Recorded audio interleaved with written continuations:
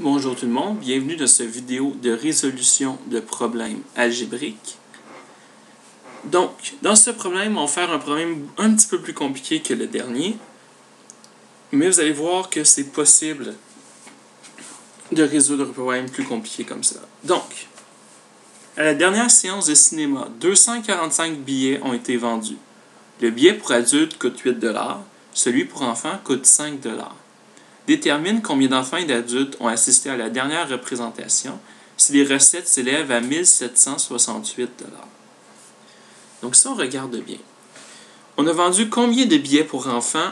On ne le sait pas. OK, on ne le sait pas du tout. Qu'est-ce que je vais faire? Je vais représenter ça par X. On a vendu combien de billets pour adultes? On ne le sait pas non plus.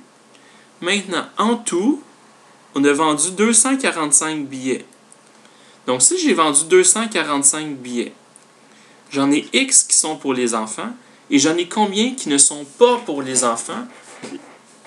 On fait le total des billets moins ceux vendus pour les enfants. Et qu'est-ce que ça va nous donner?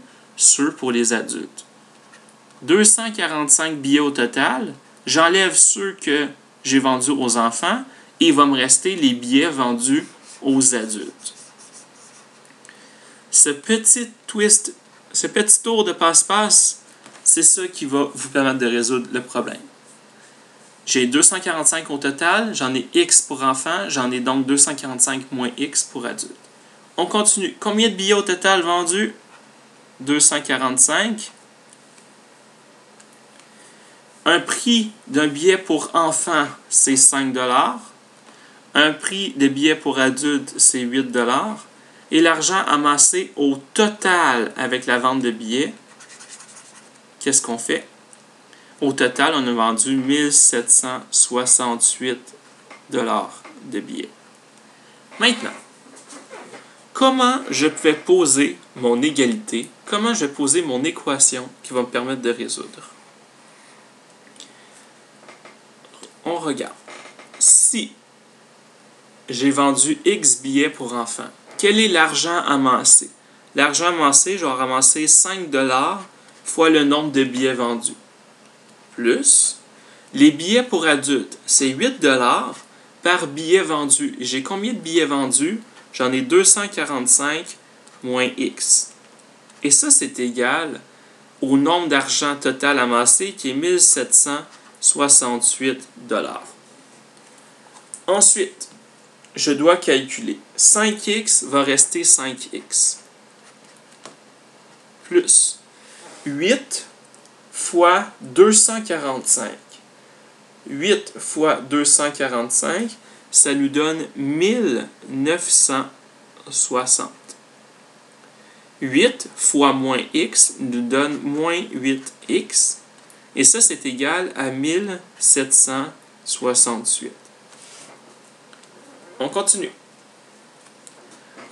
5x moins 8x, ça me donne moins 3x plus 1960 égale 1768.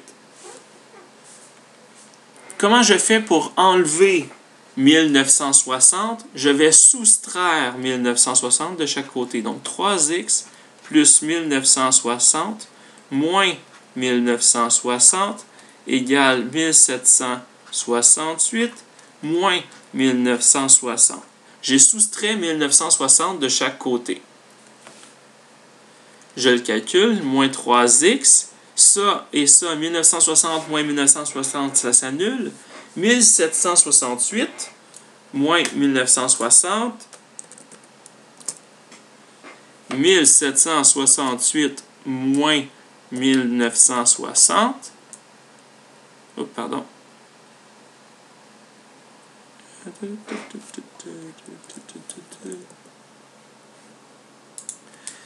1768 moins 1960, ça me donne moins 192. Donc, je l'écris moins 192. Comment je fais pour annuler une multiplication par moins 3? Je vais diviser par moins 3 de chaque côté. Donc, si j'ai fait moins 1960 de chaque côté, moins 1960 de chaque côté. Et ici, je fais quoi comme opération? Divisé par moins 3 de chaque côté. Ça me donne x. Je vais l'écrire en vert, en noir. Ça me donne x qui est égal à, on va le faire sur la calculatrice, moins 180. Pardon. Là, regardez, sur votre calculatrice, vous avez le moins soustraction. Ça, c'est pas ça qu'on veut, parce que ça devrait donner une soustraction. On veut pas une soustraction. On veut dire que c'est un nombre négatif. Donc, il va falloir faire 192 négatif divisé par 3 négatif.